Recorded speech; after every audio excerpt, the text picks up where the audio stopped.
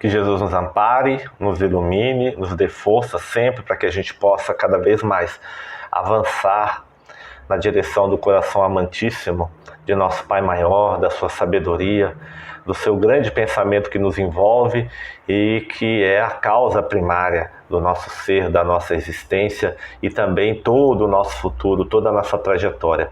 Bom saber que somos filhos de Deus, que caminhamos sempre com Ele, mesmo quando nós erramos, quando nós conflitamos, entramos em ilusões, mas saber que o Pai está sempre conosco, esperando que a gente possa se aproximar do seu coração vibratoriamente e da melhor forma possível naquilo que Jesus disse, que nem só de pão, ou seja, de matéria, ou de forma, de tempo e de espaço vive o homem, mas da vibração do amor do Pai, ou seja, da sua verdade, da sua sabedoria que sai de sua boca, que sai de seu verbo. Então que a gente possa realizar o nosso estudo de hoje nessa vibração maravilhosa e que a gente possa avançar. Nós chegamos numa etapa bem diferente do nosso estudo. Até agora nós viemos analisando o processo do qual nós somos originário, e nós vimos isso lá no prólogo de Lucas e também lá no esquema da missão eterna de Jesus. Vimos a seguir o processo pelo qual se dá o nascimento do Cristo, da forma com que Pastorino nos trouxe na sua explicação, tirando um véu muito forte do Evangelho, e esse véu de entendimento das criaturas mais primitivas, e Pastorino ele vai fazer uma inserção muito profunda até chegarmos ao surgimento do Cristo, o seu significado, além simplesmente do fato histórico, além simplesmente da sua manifestação carnal aqui no planeta no qual nós nos encontramos. E encerramos toda essa visualização, onde nós passamos por Isabel, passamos por Joaquim, passamos por Maria, passamos por José, passamos por uma série de personagens até chegar a Jesus, o nascimento de Jesus, e ali nós pudemos então entender um pouquinho mais as vibrações necessárias que se devem atingir para que pudéssemos atingir o nível desse amplexo espiritual muito profunda. E aí chegamos no nascimento de Jesus, na ida de José e Maria a Belém, onde vai ter o nascimento de Jesus. Vimos a manifestação dos anjos aos pastores e a visita dos pastores a Jesus. E agora nós já vamos começar uma nova fase. Agora nós vamos entrar na fase onde a coisa começa a tomar um outro tipo de clareamento.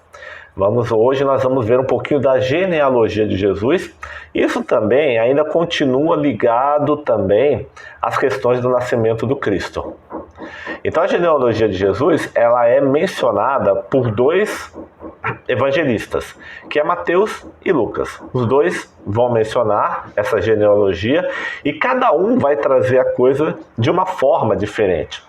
No estudo passado, nós vimos então que nós terminamos a fase do entendimento do significado profundo e das proporções iniciais do nascimento do Cristo interno. Então eu falo proporções iniciais porque todas as proporções a gente ainda não consegue entender. Mas nós vimos que mais do que a resolução de problemas materiais, o nascimento do Cristo significa a expansão de toda a sua vibração no nosso ser e na nossa vida, em todos os sentidos, a fim de que a gente possa se unificar definitivamente com o nosso Pai Maior, que nos aguarda nas moradas que Jesus disse que prepararia, que iria antes para preparar essas moradas.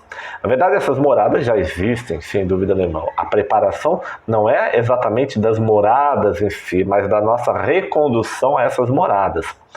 Então, essa parte, nós chegamos, essa fase desse entendimento, desse significado profundo, das suas proporções, nós vimos um pouco de forma mais clara, nesse início do Novo Testamento do Evangelho, ali na visão de Pastorino.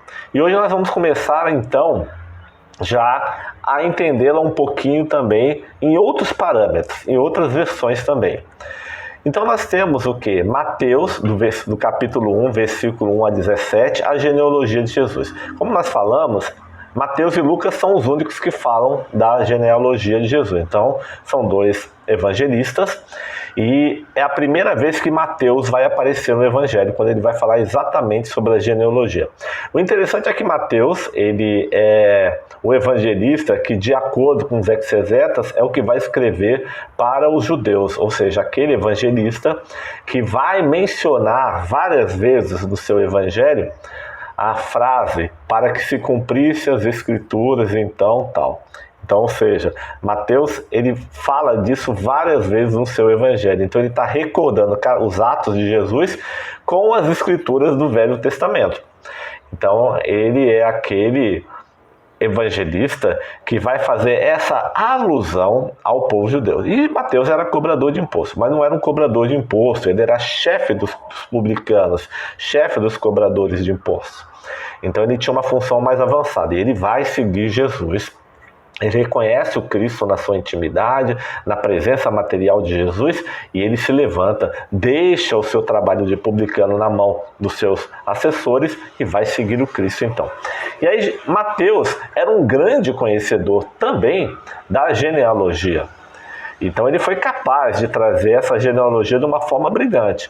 Mas ele não traz a genealogia de Jesus na forma rabínica, ou seja, na forma oficial dos rabinos, do judaísmo.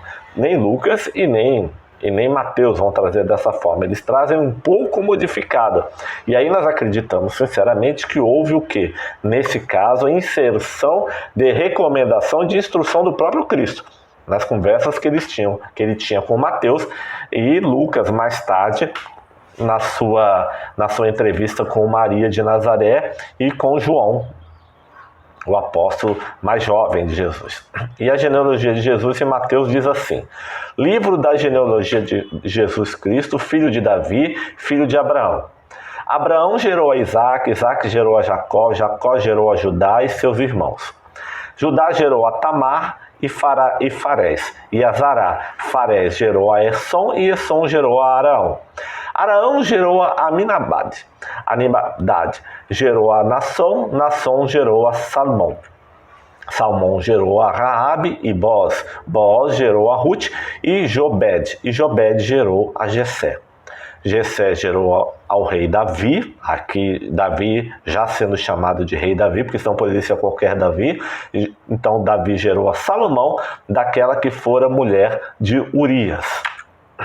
Salomão gerou a Roboão, Roboão gerou a Abia, Abia gerou a Assá.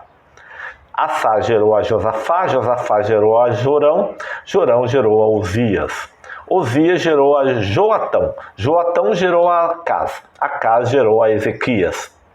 Ezequias gerou a Manassés, Manassés gerou a Amon, Amon gerou a Josias, e Josias gerou a Jeconias e seus irmãos, no tempo do exílio da Babilônia. Olha que interessante. Veja que nessa época aqui, então, nesse momento, Mateus dá uma parada. Ele faz uma alusão, veja bem, ele faz duas alusões importantes. Tá? Que é muito importante que a gente tenha isso muito bem claro no nosso coração. A primeira, ele começa lá em Jesus, filho de Davi. E aí ele vai para Abraão, que vai gerar Isaac. Então damos uma parada aí. Abraão, guardemos isso. Segunda passagem, Davi, rei Davi, onde ele faz ele faz uma, digamos assim, menciona com um aspecto da condição de Davi.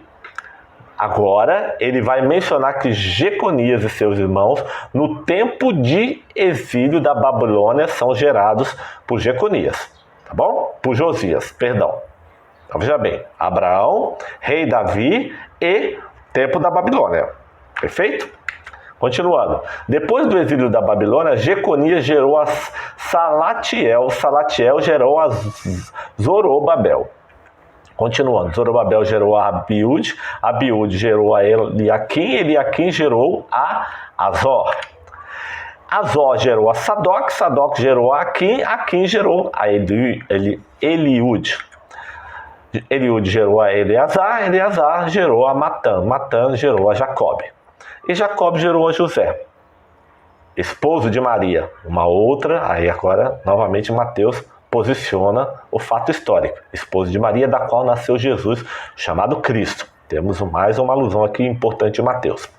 Assim, todas as gerações, desde Abraão até Davi, são 14. Também desde Davi até o exílio de Babilônia, são 14 gerações. E desde o exílio em Babilônia até o Cristo, 14 gerações, que nós estamos falando aí de gerações, de 14 gerações, nesses pontos importantes aqui. Mateus menciona isso. Ele faz uma conta muito interessante para chegar nesse ponto. Agora vamos dar um pulo em Lucas, para ver como é que ele vai colocar a situação. Lucas é um pouco diferente. Lucas já está no capítulo 3, você vê que ele é um evangelista que já vem desde o começo do evangelho falando. Agora que vai aparecer Mateus. João já tinha aparecido uma única vez, mas Lucas aparece já no seu terceiro capítulo, ele já está lá no versículo 23 a 38, quando ele vai começar a falar da genealogia de Jesus. Ora, o mesmo Jesus, ao começar seu ministério, tinha cerca de 30 anos, sendo filho, como e pensava, de José, filho de Eli. Já começam umas diferenças aí. E aí vai, de Matate, de Levi, de Melqui, de Janaal, de José. Olha só, Lucas está começando de trás para frente. Ele começa de Jesus e vem vindo para o passado.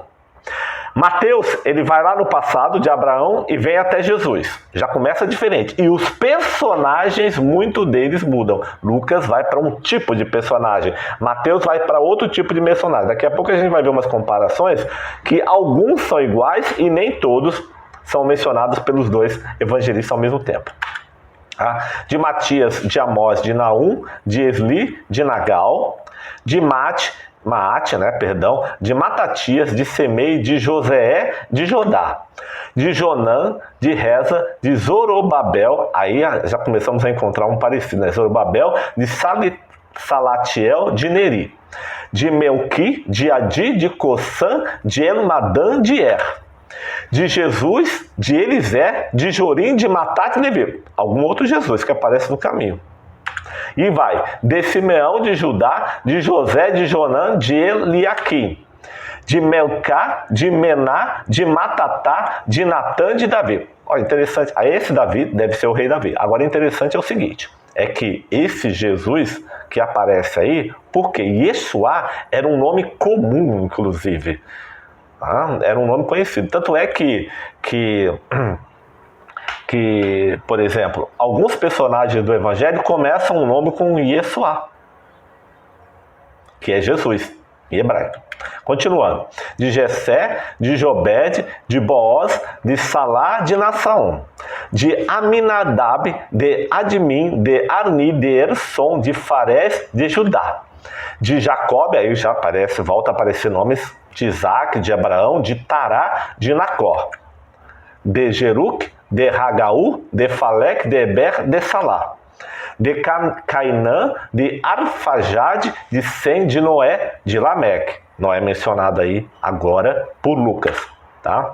De Matusalém, de Enoque, de Jared, de Malelel, de Cainã, de Enós, de Sete, de Adão, de Deus. Olha aqui, voltando aqui, Lucas vai a Adão e vai a Deus. O Mateus, ele fala de Abraão. Lucas vai falar de Adão. Então a gente já vê uma diferença muito grande nessa genealogia. Então essa genealogia de Lucas, ela se aproxima bastante da genealogia dos rabinos. A de Mateus, ela é uma genealogia que tem um sentido oculto, profundo. Lembra quando nós falamos que o Evangelho, quando parece que as coisas não estão ligando, é porque tem um sentido profundo. O fato das coisas não se ligarem muito materialmente, haverem lacunas, erros de cópia, etc. e tal, não é porque existem erros, é porque propositadamente a intuição que levou os evangelistas a escrever faz com que eles revelem nessas faltas de conexão, nessas dificuldades de ligação, fatos que vão além da matéria, que transcendem o tempo e o espaço. E aí nós começamos a nos aprofundar no Evangelho de uma forma diferente. Pastorino foi sábio em trazer isso para a gente, fazendo o descortinamento desse véu. Então vamos continuar. Então essa genealogia de Jesus na visão de Lucas, nos escritos de Lucas. Então vamos lá. Pastorino vai dizer assim: conforme observamos, não é só a ordem inversa que faz diferir as duas genealogias. Os nomes variam, como nós havíamos falado.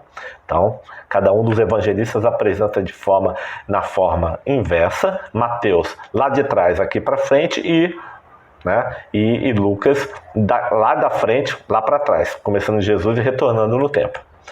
Para termos uma ideia real, vamos alinhar em colunas as genealogias, dando primeiro a de Lucas e ao lado a de Mateus. Então aqui eu trouxe mais ou menos, conforme está lá em Sabedoria do Evangelho, a genealogia. Lucas da esquerda e Mateus da direita. Então, se a gente olhar assim, a gente vai ver que vamos ter dificuldade de encontrar os nomes ali e fazer as associações. Poucos nomes são associáveis, são associados, e a ordem é bastante inversa. Por isso que Pastorino, então, vai chegar a essa conclusão desse véu que está escondido por trás dessas duas genealogias. E aí vamos continuar. Para não ficar perdendo muito tempo ali naquela questão da genealogia, discutindo tempo a tempo, espaço a espaço, ligação a ligação de cada personagem, vamos avançar aqui no significado profundo da coisa. Na lista genealógica de Mateus, encontramos a divisão em 3 séries, salientadas pelo próprio autor. O autor salientou, de 14 nomes cada uma. Então nós temos 3 séries. Então nós temos lá Abraão, que vai até aonde? Vai até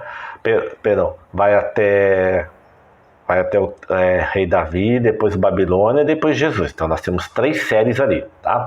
Embora a terceira só chegue ao número 14 se contarmos na série o nome de Maria. Então na terceira série, que é a última série, o Pastorino faz uma conclusão: olha, só vai chegar a 14 nomes se eu incluir o nome de Maria.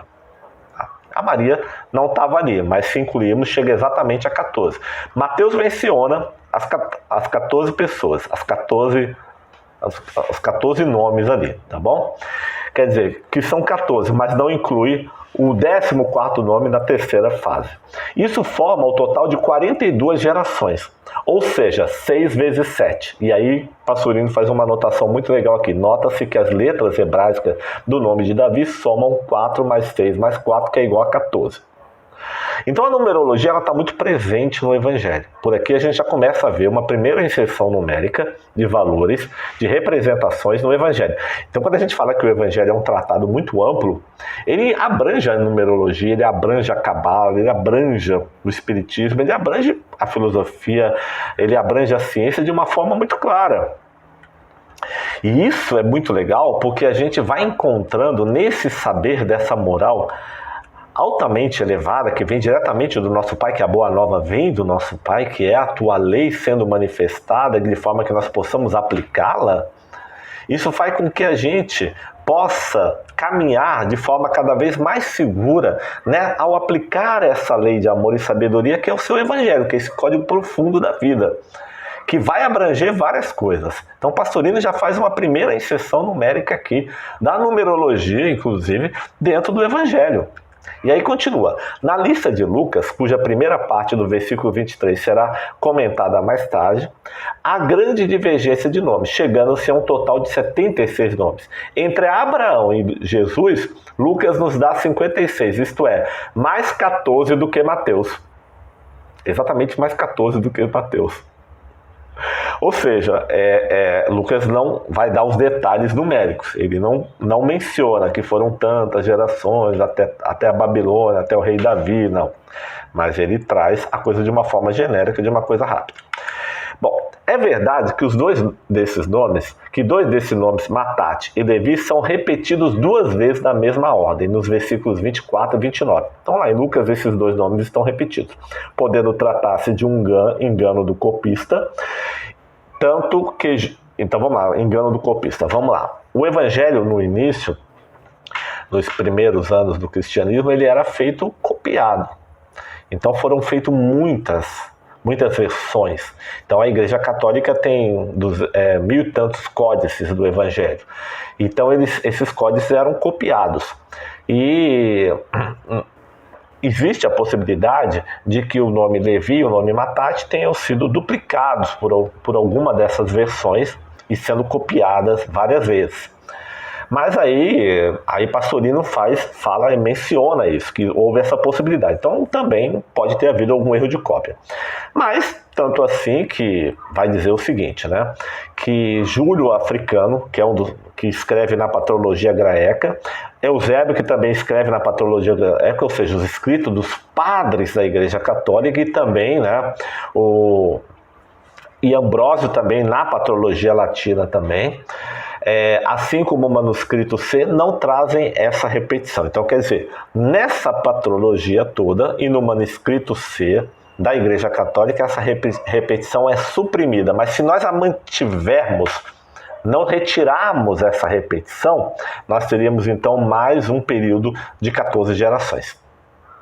Embora Lucas não mencione essas 14 gerações, mas seria mais 14 gerações além daquelas de Mateus, tá bom? Isso é importante, são detalhes que na verdade escondem informações importantes com relação à via esotérica do Evangelho. Por que essa divergência entre os dois evangelistas? Aí pergunta Pastorino. Explicam alguns exegetas, ou estudiosos do Evangelho, que Lucas reproduziu a genealogia de Maria, pois desde o início é dito, Jesus, filho como se pensava de José, era filho de Reli, por intermédio de Maria, embora seja nesse caso estranho, não tivesse o evangelista citado o nome da mãe de Jesus. Então quer dizer o seguinte, de acordo com Pastorino, alguns grandes estudiosos do Evangelho, eles dizem que Lucas teria pegado a genealogia que fora formada por Maria. Mas o estranho, aí coloca Pastorino, vai dizer o seguinte, por que ele não informou o nome de Maria? Por que ele suprimiu o nome de Maria? Então essas dúvidas, na verdade, elas continuam nos levando ao mergulho profundo, além do véu da letra. Ou seja, indo aos significados profundos do Evangelho de amor do Cristo. É de notar-se que de Abraão, 1921 anos antes de Cristo, a Davi, 1078 anos, passaram-se 843 anos, o que corresponde a cerca de 28 gerações, e não 14. De Davi, 1078 anos de Cristo, ao cativeiro da Babilônia, 606. Antes de Cristo, passaram-se, quer dizer, da Babilônia, que foi lá em 606 antes de Cristo, passaram-se 472 anos, isto é, cerca de 15 gerações, e não 14.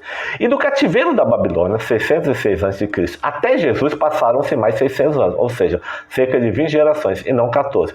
Qual a razão dessa divisão cabalística de Mateus? Olha só, o que está acontecendo aqui? Se eu fosse analisar a coisa de forma cética, intelectualmente, matematicamente, eu ia dizer que Mateus está errado. Não teve 14 gerações entre Abraão e Davi. Foram muito mais, foram 28 gerações. Não teve de Davi até o cativeiro na Babilônia também 14 gerações. Tiveram mais, tiveram um número maior, ou seja, quer dizer, 15 gerações e por aí vai. Então a conta de Mateus, em termos de geração, também não está correta.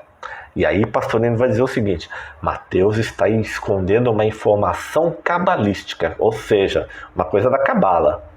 Cabala é um conjunto de ensinamentos comumente sendo referidos como esotéricos, feitos para explicar a relação entre o imutável, eterno e misterioso. Eu peguei essa informação, esse pedacinho dessa informação lá na Wikipedia, nesse endereço aí, para quem quiser ver um pouquinho mais sobre a Cabala. Inclusive o nosso amigo Jorge Damas, autor, pesquisador, escritor, psicólogo, tem um livro falando sobre a Cabala, maravilhoso, onde ele faz também algumas colocações em torno do Evangelho. Então, Mateus está nos trazendo uma informação. Se fosse para respeitar a questão matemática, Mateus era muito culto. Ele não iria errar nessa conta, ele erra de propósito. Ele está trazendo uma informação por trás. Até porque ele estava escrevendo para os judeus. Se ele erra nessa informação de contagem, seria um problema para os judeus. Na questão da crença, na questão da informação. Mateus já está trazendo. Provavelmente, conforme informação, instruções do próprio Cristo, nas conversas que eles tinham, conforme nós dissemos, uma revelação mais profunda por trás dessa questão intelectual, matemática, numérica. Observamos ainda que Mateus suprimiu diversos nomes que constavam das listas oficiais dos rabinos e mesmo do texto bíblico. Por quê? Pergunta passando como nós falamos. Mateus suprimiu vários nomes. E ele era judeu, ele conhecia, mas ele suprime propositadamente. Então vamos agora já ao entendimento profundo dessa questão da genealogia de Jesus. Então, Pastorino vai dizer o seguinte, vai dizer assim: o estudo que acabamos de fazer e que nos deixa tantas perguntas sem resposta, lógica nem histórica, leva-nos a conclusões mais profundas. Então, como nós dissemos, leva a conclusões profundas que vão além da questão do tempo e do espaço, vão além das questões do que se pode visualizar como fenômeno. Existe sempre o quê? Algo por trás, algo importante, cabalístico, como diz ali Pastorino, se referenciando à forma com que Mateus vai falar dessa genealogia. Antes de atingir o grau de elevação, aí começam as explicações. Indispensável ao grande encontro interno que nós falamos no início do Evangelho, que é o encontro com o Cristo interno, a criatura humana necessita haver passado por numerosas experiências terrenas, em vidas sucessivas sem contas. Olha só que interessante. Quando eu estou falando de uma genealogia, eu estou falando o quê? De momentos da evolução dos seres. Várias encarnações diferentes. Beleza? Pastorino já começa a pegar a coisa num outro ponto já. Então o cabra está pensando que genealogia significa o quê? Está preocupado com a origem material de Jesus. O Pastorino agora foi fundo na questão. Ele falou o seguinte: não é bem isso. É o processo evolutivo, a genealogia, ela mostra as etapas importantes na evolução do ser. Cada personagem daquela tem um ponto na evolução. São representações. Por isso que Mateus suprime a coisa. Por isso que ele faz uma mudança. Por isso que ele faz uma coisa inteligente. Por isso que ele vai contra tudo e nos traz a genealogia dessa forma. E continua. De qualquer forma, o número 42, aí Pastorino vai dizer, para o qual Mateus chama a nossa atenção e que nada tem de histórico, revela-nos a divisão de 3 séries de 14, ou seja, de 6 séries de 7, divididas de 2 em 2. Então, Mateus já está mostrando o quê? Fases, momentos do processo de desenvolvimento das criaturas. E continua. Podemos interpretar como a evolução depois que atingimos o reino nominal, dos 2 primeiros graus, corpo físico e duplo etérico. Em 7 períodos cada um. 2 dos segundos graus, corpo astral ou de emoções e intelectos, cada um com 7 períodos. E 2 do terceiro grau, corpo mental e causal, com 7 períodos cada um. Nós estudamos no prólogo de Lucas a questão do desenvolvimento do quaternário inferior. Mateus, agora, sobre essa visão fabulosa que Pastorino consegue ter sobre a intuição, ele vai nos revelar que cada período da evolução do ser representou, na verdade, a construção do seu quaternário inferior até chegar no Cristo. Ou seja, então ele fala que o primeiro momento, a primeira subdivisão, né, para que o homem pudesse chegar no reino nominal, foi o quê? Foi a construção dessas etapas, ou seja, corpo físico e duplo etérico, depois corpo astral ou de emoções e intelectos, e depois, né, corpo mental e causal. Vamos um pouquinho mais adiante para ver isso? Lembra quando nós mencionamos há vários estudos atrás que a evolução não acontece só na matéria, ela paralelamente acontece no plano espiritual, nas construções do ser? Então vamos lá. Depois que tudo está pronto, olha o que o Pastorino vai falar. É que pode a criatura atingir o grau supremo, ou seja, o 7º, no qual ainda permanecerá por mais 7 estágios, completando a série mística de 49, ou seja, 7 vezes 7. Para passar ao grau superior de libertação final das encarnações no mundo animal de provações evolutivas. Mateus, então, ele já descreve de forma muito clara saída lá da questão dos veículos do quaternário inferior para finalizar depois esses veículos do quaternário inferior e começar um novo processo que é o encontro crístico, que é mais um processo de evolução também. E continua. De qualquer modo, são numerosas e variadas as vidas que precisam ser vividas. Então é interessante que nós estamos vendo naquela genealogia, se a gente fosse estudar cada uma daquelas personagens, a gente ia ver vários momentos de experiências do nosso ser. É preciso transferir o ensinamento de forma esotérica para dentro de si, para a sua trajetória. Não apenas se preocupar com as questões da personagem no tempo. Elas existiram sim, mas de fato elas demonstram um ensinamento profundo. E aí continuamos. O mais interessante é o versículo final da série, no qual está resumida a fase final da evolução que Mateus coloca. Ou seja, aí nós temos no final nós temos só uma coisa interessante, agora eu vou colocar aqui que Pastorino nos traz, alguns momentos da genealogia de Jesus, ele menciona Jacob, e aí fala o homem comum. Nós vamos ver lá Jacob, a história de Jacob, peguem lá no Velho Testamento, ele era um homem simples, um homem extremamente comum. Gerou a José, o intelecto. Esposa de Maria, ligada à intuição, da qual nasceu Jesus, a individualidade, que nós vimos também lá no prólogo de Lucas. O chamado Cristo, ou seja, o eu interno. Olha que interessante esses momentos da evolução aí. O homem comum gera o intelecto, que é ligado à intuição. Só com o intelecto pode ter o advento da intuição. Avançando então com a intuição é o surgimento da individualidade, o encontro com a individualidade e que é o chamado Cristo, o eu interno. Aí você está olhando para esse quadro e está pensando assim, nossa, mas eu estou vendo uma coisa aqui interessante. De intelecto para frente é um momento de muita clareza, de muita luz, porque é o momento em que o ser começa a tomar ciência de si mesmo. E tem mais etapas aqui do que o passado, a forma com que o Pastorino coloca aqui, nas encarnações mais primitivas. Porque, de fato, a nossa evolução daqui para frente é muito mais maravilhosa do que a que nós fizemos até agora. E um caminho muito maior ainda, e muito mais alegre e muito mais feliz. Por isso que Pastorino já traz a coisa dessa forma. Agora vamos continuar lá. Com essa explicação, não queremos dizer em absoluto que Jesus tenha encarnado nesses elementos que são citados como seus antecedentes. Não. Jesus encarnou nesses elementos, naqueles seres, naquelas personagens da genealogia. Não, a sua evolução no quaternário inferior e outras etapas não foi feita no planeta Terra. Bom, isso o Espiritismo já nos explica. Então o Pastorino está nos trazendo essa explicação aqui para ficar bem clara.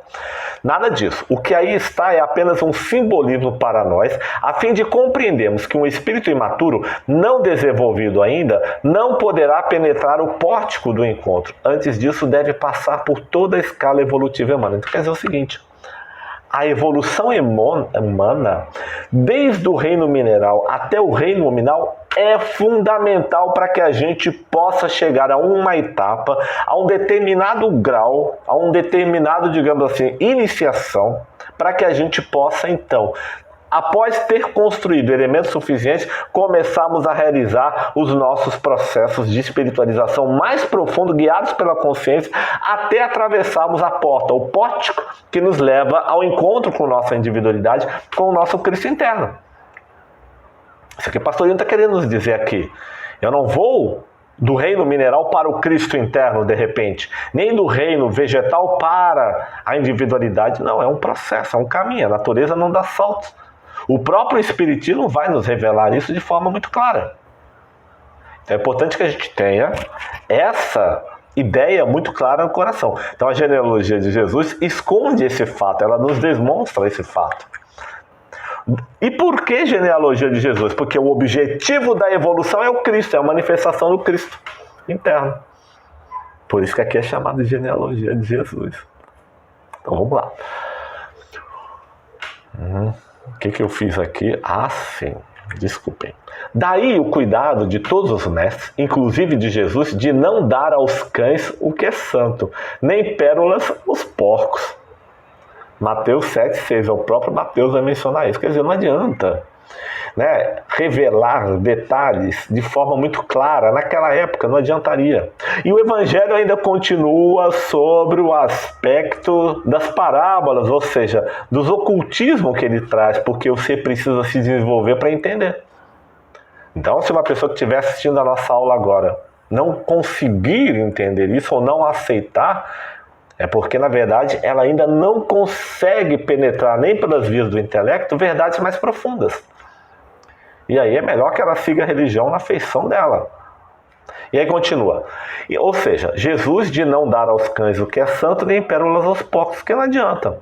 E de revelar essas coisas aos pequeninos. Então veja bem, Jesus toma cuidado para revelar aos humildes, aos pequenos, escondendo-os dos sábios. Quem são os sábios? São os soberbos nesse caso. Agora Mateus está falando dos soberbos, os que acham que sabem tudo, que o mundo é pequeno. Não conseguem entender o tamanho deles em relação à vida. Quem julga saber tudo ou saber muito está tão inchado de vaidade que não consegue perceber a voz de Deus, o espelho exemplo da humanidade máxima que possamos conceber. Então quer dizer o seguinte, o Pastorino está nos revelando aqui que não é fácil entender essa profundidade da coisa. Para mim, olhar a genealogia de Jesus, para a maioria, significa ver o que? O histórico, né, de Abraão ou de Adão até chegar a Jesus, dos homens que passaram, mulheres que passaram. Quando, na verdade, quando Mateus a menciona e Lucas também, eles estão nos levando a uma outra concepção. Eu não vim destruir a lei, eu vim dar seguimento. Eu vim dar seguimento à lei do Pai. Então é preciso que ela seja esclarecida. Dar seguimento à lei significa também esclarecê-la, torná-la aplicável, torná-la fluídica. E o processo de fluidificação da terra começou exatamente com a vinda de Jesus, de João Batista à terra. Ali começou o processo de fluidificação. Arrepender-vos, lágrima, fluidificação, mudança, metanoia. Ah, mas ainda vai começar. Não vai começar nada, meu irmão, já começou. Você não acha que não começou ainda, você está boiando na coisa e ainda não deu conta. Vamos adiante. Nessas vidas que vivemos, experimentamos todas as situações dentro do nosso raio específico, da riqueza à pobreza, da posição elevada à humildade, da atuação virtuosa às quedas que ensinam a humildade, passando por vezes a corpos masculinos e femininos. Olha, gente, aqui Pastorino é fabuloso. A evolução é assim, você vai passar mesmo por experiências. Vai passar pela riqueza, pela pobreza, vai ficar famoso, vai ficar sem ser conhecido por ninguém, né? Homem, mulher, vai ficar na virtuosidade, vai passar por uma vida não muito virtuosa.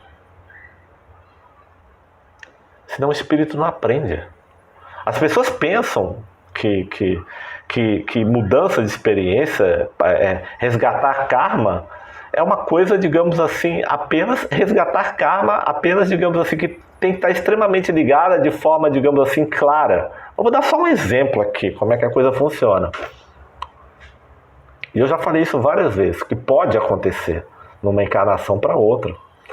O indivíduo vem numa encarnação, e aí ele se torna doutor, juiz, estou dando um exemplo aqui, tá bom? Veja bem, isso é um exemplo do que pode acontecer, não quer dizer que vai acontecer exatamente assim com todo mundo. Mas eu estou dando só um exemplo digamos assim, das forças opostas que estão na mesma trajetória de aprendizado de um espírito. Aí ele vem como juiz, como advogado, blá blá blá, aplica a lei, aquela coisa toda.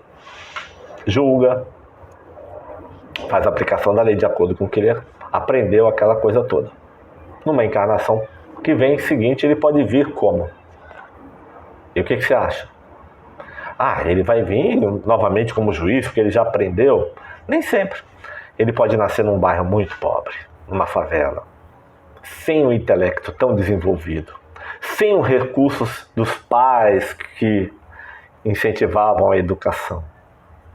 Pode nascer com a influência da marginalidade. Mas Wander, por quê? Aí ele vai ver se as leis que ele defendeu e aplicou funcionam para valer, se mudam ele. Você está achando que é simples? Que era simples a coisa? Não é.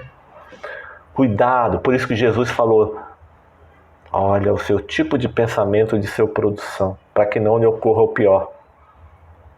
Se você não entendeu isso, você não entendeu que a gente muda de aspecto, porque os aprendizados, olha o que o Pastorino está colocando aqui, hein? Posição elevada, humilde, atuação virtuosa, as quedas que ensinam a humildade.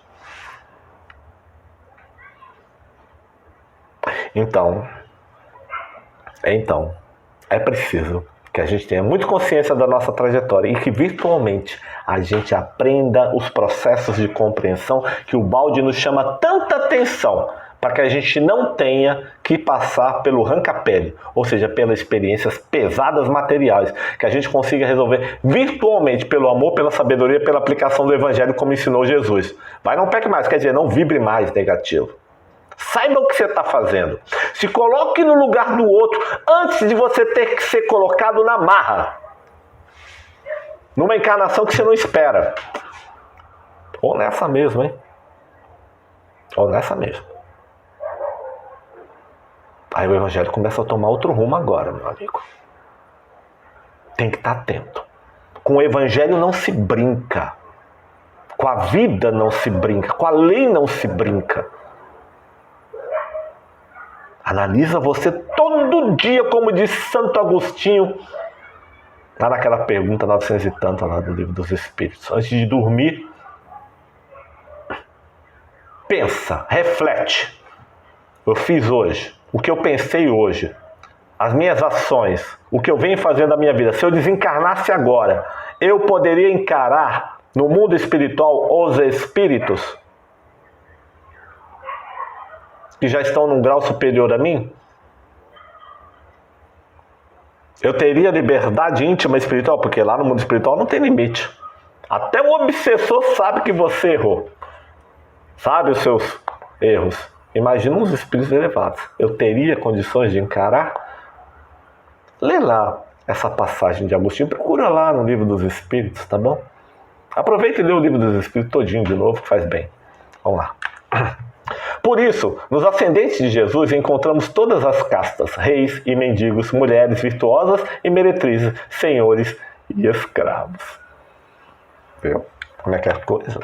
A experiência tem que ser completa. Seria possível, mas nos alongaríamos demais a aprofundar o estudo, examinando e analisando o significado de cada um dos nomes citados e suas posições históricas. Porque ele passou a dizer o seguinte, olha, a gente ficaria muito tempo aqui analisando as posições históricas de cada ser, etc. e tal, e analisar a personagem, os pensamentos, os sentimentos que levaram eles a cada momento da reencarnação. Mas isso nos mostra claramente como é que a coisa muda de figura, e a gente vai ver isso muito bem lá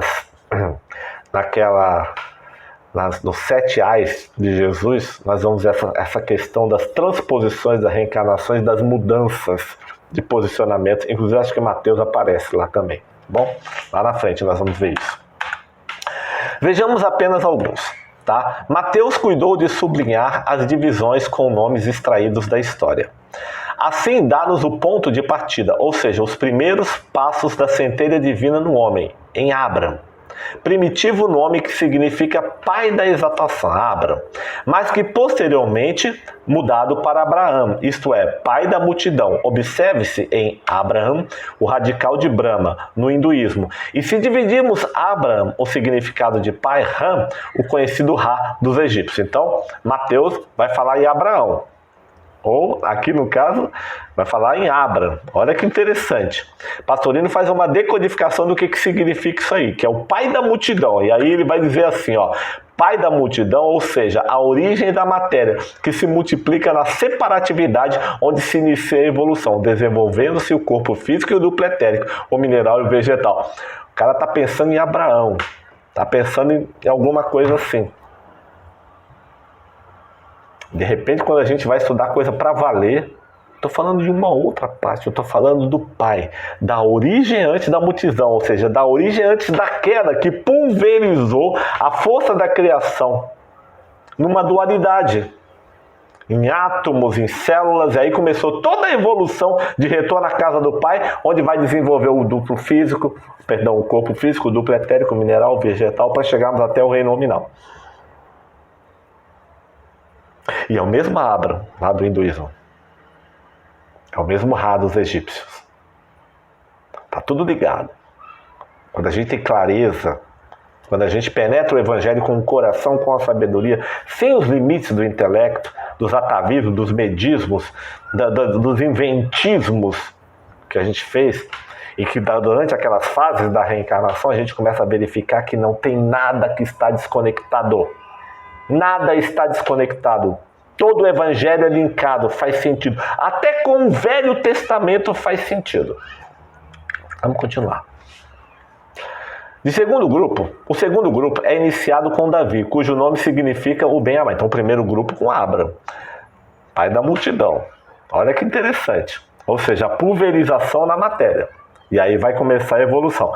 Mateus está falando do momento em que, após a queda, ficou tudo pulverizado. Então, eram seres mais primitivos. Agora já estamos entrando no segundo grupo, iniciado com Davi, cujo nome significa o bem-amado. E aí, o que é? Olha só, o pastorinho vai dizer assim: é o princípio do desenvolvimento do corpo astral, animal, sedes da emoção, do amor e do intelecto, o homem, fazendo chegar ao clímax das emoções e o raciocínio. Então quer dizer o seguinte, que Davi, ou seja, o bem-amado, já é o princípio do desenvolvimento do nosso quaternário inferior. Ali mencionando o corpo animal, mencionando a sede das emoções, o intelecto do homem. E aí o que vai dizer? Né? Vai chegar no clímax das emoções e do raciocínio, no ponto de Davi. Davi tem essa representação. Aí o pastorinho vai colocar uma coisa muito legal aqui. Recordemos do início da vida de Davi, que foi um pastor, amando os animais e vivendo entre eles. E o final de sua vida como rei da criação, homem já intelectualizado, autor lírico dos Salmos, em que conta intelectivamente a glória de Yahvé. Quer dizer, já com intelectos, ele já começa a contar. Ou seja, toda a manifestação, a glória, a força, a lei de Yahvé, ou seja, através do intelecto. É o intelecto nos seus primeiros inícios de espiritualidade, portanto chamado o momento de Davi, a fase de Davi no homem. Então estamos aqui no segundo grupo iniciado por Mateus. O primeiro foi Abraão, a pulverização na matéria, queda, aquela coisa toda. Pai da matéria, o pai da multidão, que é a pulverização. Quer dizer, multidão, milhões de átomos, milhões de vidas, milhões de células, agora fazendo a evolução, chegando até o reino nominal, chegamos a Davi agora. Ao momento Davi, por assim dizer. Então todo aquele momento histórico lá do Evangelho existiu com personagens, de fato sim. Mas a representação é muito mais profunda. Por isso que Mateus sabiamente faz as supressões que ele tem que fazer. E continua. O terceiro período retrata o espírito nos dias últimos, nos dois últimos passos, quando, desejando libertar-se, ainda se vê preso no cativeiro da Babilônia. Babel significa confusão. Por que o pastorinho está falando isso aqui? Chegamos lá no cativeiro da Babilônia. Né? O espírito, ele agora começa a querer se libertar desse cativeiro.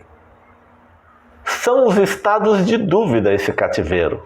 De inquietação, de hesitação do intelecto, que sente não ter a capacidade de compreender nem de explicar o que é divino.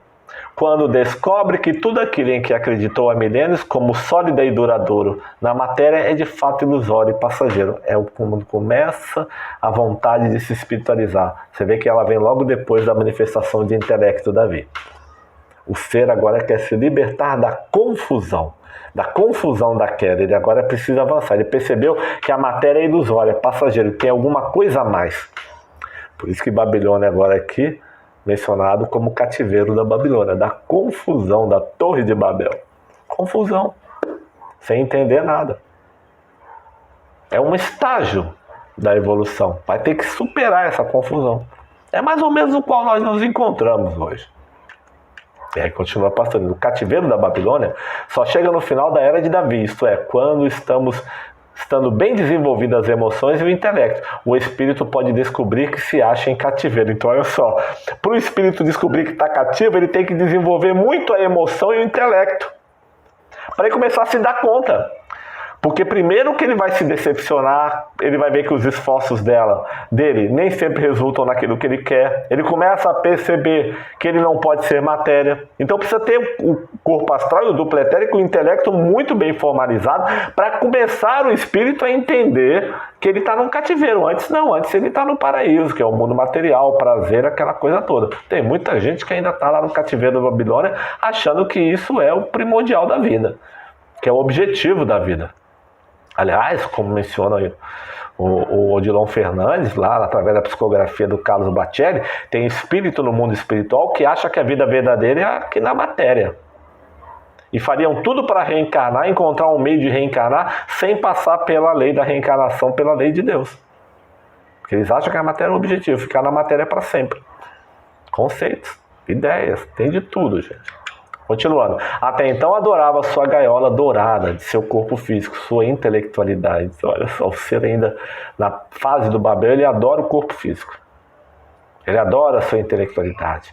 A sua gaiola dourada, que é o corpo físico que o prende. Fases da evolução. Mas, feita essa descoberta fundamental, passa a sentir a prisão e a querer libertar-se dela. É uma fase que nós estamos bem nela. Muitos que já estão buscando a espiritualidade, que já estão mudando os seus paradigmas, as suas forças de vontade, as suas aspirações, fazendo investimento em outras áreas importantes da vida. Tá? Então nós temos aí um momento importante na evolução do ser. O espírito volta então a viver na terra prometida e, embora ainda prisioneiro do corpo e das sensações físicas, sabe que pode escapar de seus domínios, abandonando conscientemente os veículos inferiores e vivendo na luz gloriosa dos veículos da individualidade. Começa aí a sua preparação mais minuciosa para o encontro e a libertação final. Então, terra prometida não é Canaã, tá? Aquela parte física de Canaã, não é nada disso, gente. Terra prometida é o quê? É o espírito, é o voo do espírito sobre a emoção. E a emoção sobre a vontade do espírito. Obedecendo à vontade do espírito. Começa um momento de libertação do ser e de equalização de todas as suas forças para poder fazer nascer o seu Cristo interno. Se for um lugar circunspecto, no universo qualquer, então estou dizendo que a minha evolução é para atingir um ponto geográfico do universo, não é. Onde eu estiver, no momento que eu estiver na minha encarnação, em qualquer uma das infinitas moradas do Pai, num corpo físico, num corpo mental, trabalhar essa emoção para me levar a um estado de espírito. Isso é chegar à Terra Prometida. Isso é chegar ao estado de Canaã. Isso é chegar à libertação capaz de começar a gerar o Cristo interno. Vai dizer para mim que Maria não era um ser livre, mesmo encarnada aqui na Terra? Tem que pensar, tem que refletir, tem que ir além da coisa. Pastorino fala isso. E Jesus não era um ser livre quando vem à Terra, totalmente, até livre da matéria? Importa onde ele estivesse, ele manifestava toda a glória do Pai. Jesus ou Cristo. Tá bom? Vamos lá. Atingindo esse grau, a mente e o corpo causal, que é o sexto, já no grau sexto, já estará a criatura apta para o passo definitivo, para o nascimento de Jesus, o chamado Cristo, podendo dizer finalmente, eu e o Pai somos um. Por isso que Jesus disse, eu e o Pai somos um, porque já havia atingido todo esse grau. Então, no Evangelho, quando você fala de um número, você está falando de um tempo, você está falando de uma coisa grande, ampla. Você não está falando de exatamente aquele número 10, 14. Estou falando em fases. Então você vai evoluir ao ponto de manifestar o Cristo interno dentro de si. E aí ele poder vibratoriamente afirmar, eu e o Pai somos um. Não é afirmar da boca para fora, recebi Jesus, agora eu sou espírita, agora eu sou evangélico, agora eu sou católico, minha vida mudou. Não é nada disso. A coisa é verdadeira, não é rotular. Não é da boca para fora. Tá? Vamos lá. Agora vamos passar a Lucas. Dá-nos ele 76 gerações, de Adão a Eli. Agora Lucas vai começar a falar de Adão. Recordemos que a palavra Adão em hebraico, quer dizer Adam, tem simplesmente o sentido do substantivo como um homem, não é nome próprio. Então não é o Adão, homem próprio, é Adam, tem um outro significado, de homem. O cara está pensando no Adão lá como um ser, personagem, lá no paraíso. Adam significa homem, significa essência, significa outra coisa. O eu verdadeiro, Adam.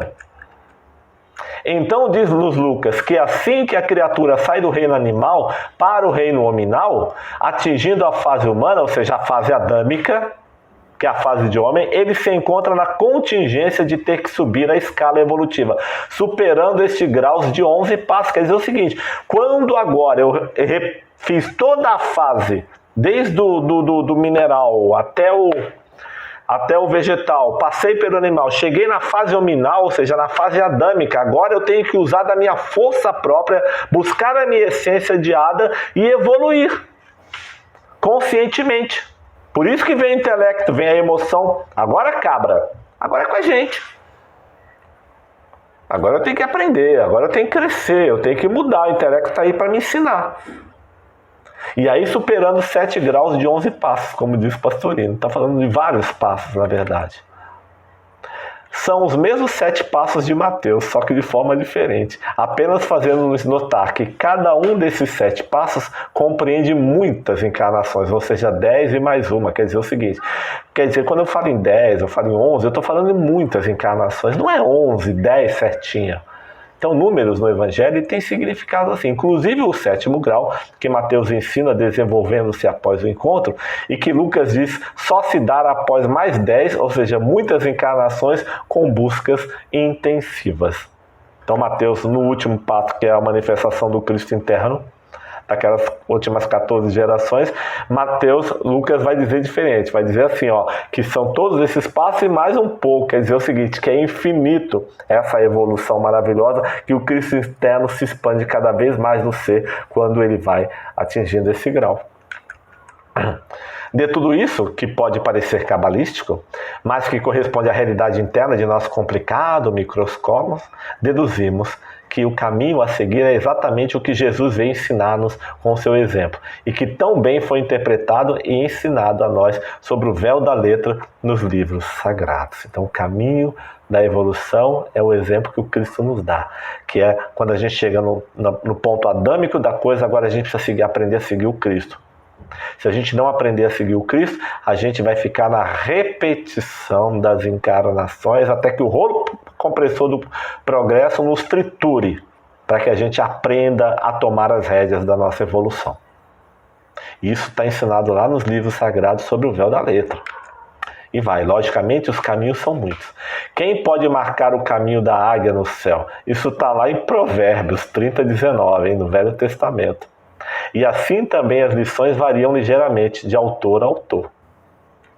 Então, nós somos uma águia. Quem pode marcar os nossos caminhos? Né? Isso, porém, não significa contradição, a não ser para aqueles que, não conseguindo alçar voo, permanecem agarrados à letra como as tábuas de salvação.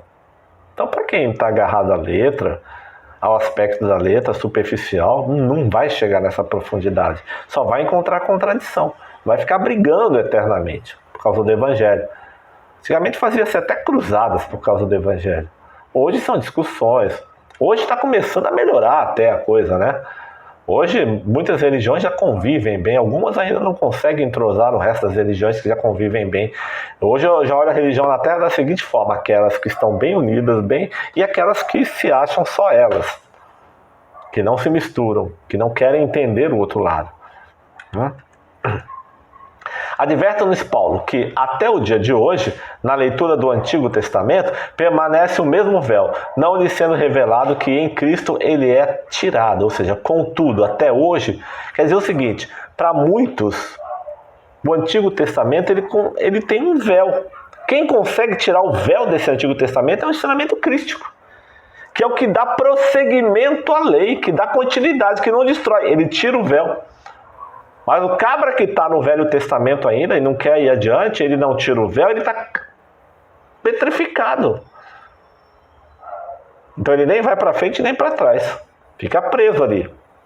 E aí Cristo é que tira, Paulo de Tarso vai dizer. Então, contudo, até hoje, sempre que leem a Moisés, está posto um véu sobre o coração deles. Mas todas as vezes que algum deles se converter ao Senhor, o véu lhe é tirado. Ou seja, quando eu me converto ao Cristo, quando eu entendo converter o Cristo, é começar a entender o Cristo. É se aprofundar no Cristo. É botar o seu ensinamento em prática sobre o entendimento consciente. Não é cego, não. Por isso que Kardec vai falar em fé raciocinada. Aí sim eu estou me convertendo ao Cristo. Não adianta você chegar lá na frente do altar da igreja, do terreiro, e bater a cabeça e prometer que recebeu Jesus está convertido ao Cristo. Conversão ao Cristo é um processo, não é de uma hora para outra, não é um ritual, não. É um ritual, é um ritual evolutivo.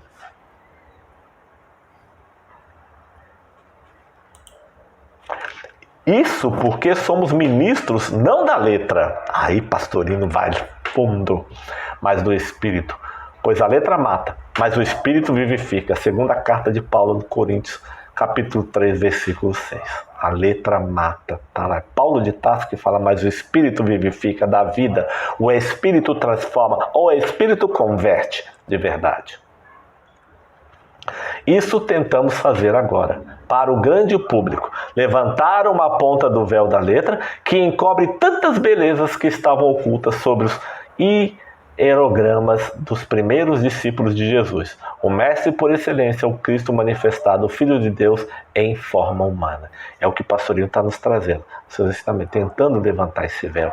E ele faz isso de uma forma muito linda. E assim esperamos que esse mesmo Cristo desperte de seu sono milenar em cada um de nós, fazendo-nos seus instrumentos fiéis.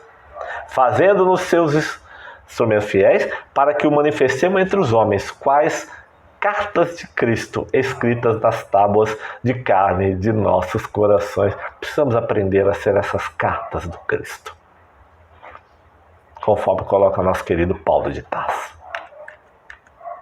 Muita paz. Que Jesus nos ampare e nos dê essa força, que a gente possa entender isso tudo. É muita informação, mas é uma informação maravilhosa que vale a pena ler, voltar sobre ela, debruçar-se sobre esse capítulo de sabedoria do Evangelho, lá de Carlos Torres Pastorino, e juntar tudo que a gente vem estudando do Espiritismo, da doutrina do Velho e do Novo Testamento, de Ubaldi, e tentar fazer uma compilação no nosso coração. Vale a pena debruçar sobre essa passagem maravilhosa do Evangelho, mesmo que a gente não a entenda toda. Porque se a gente não pode entendê-la toda agora com o nosso intelecto, só tem uma razão para isso. É porque em sua profundidade ela é simplesmente, inimaginavelmente para nós, maravilhosa. Muita paz, beijo no coração, paz e bem.